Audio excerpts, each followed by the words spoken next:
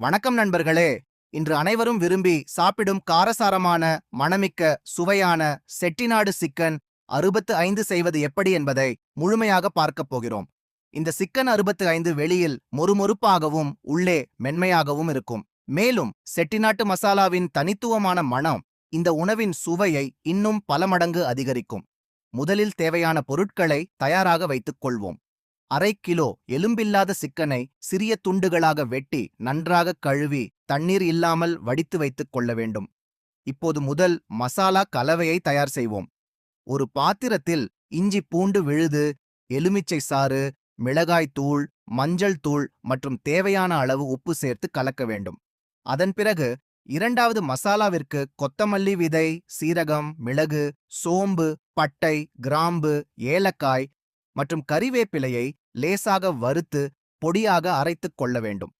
இப்போது சிக்கன் துண்டுகளின் மீது இந்த இரண்டு மசாலாக்களையும் சேர்க்க வேண்டும். பிறகு அரிசி மாவு, சோள மாவு மற்றும் கடலை மாவை சேர்த்து நன்றாக கலக்க வேண்டும். தேவைப்பட்டால் ஒரு முட்டையையும் சேர்க்கலாம். இது சிக்கனின் மேல் மசாலா நன்றாக ஒட்ட உதவும்.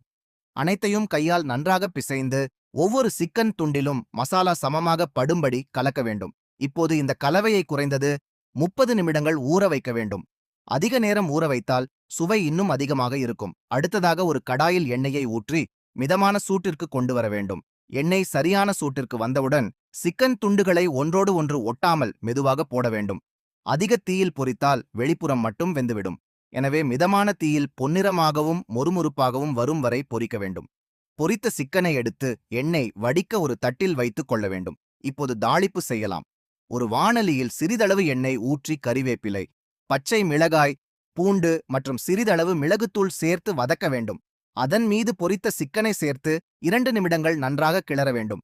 இப்போது சூடான மணமிக்க சுவையான செட்டிநாடு சிக்கன் 65 தயார்.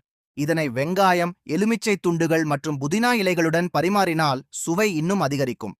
இது மதிய உணவு, இரவு உணவு அல்லது சிறப்பு நாட்களில் ஸ்டார்டர் உணவாக மிகவும் பொருத்தமானது.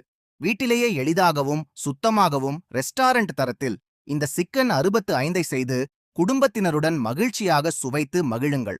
இந்த செய்முறையை நீங்கள் முயற்சி செய்தால் அதன் சுவை நிச்சயமாக அனைவரையும் மீண்டும் மீண்டும் கேட்க வைக்கும். நன்றி. மீண்டும் ஒரு புதிய மற்றும் சுவையான சமையல் குறிப்புடன் சந்திப்போம்.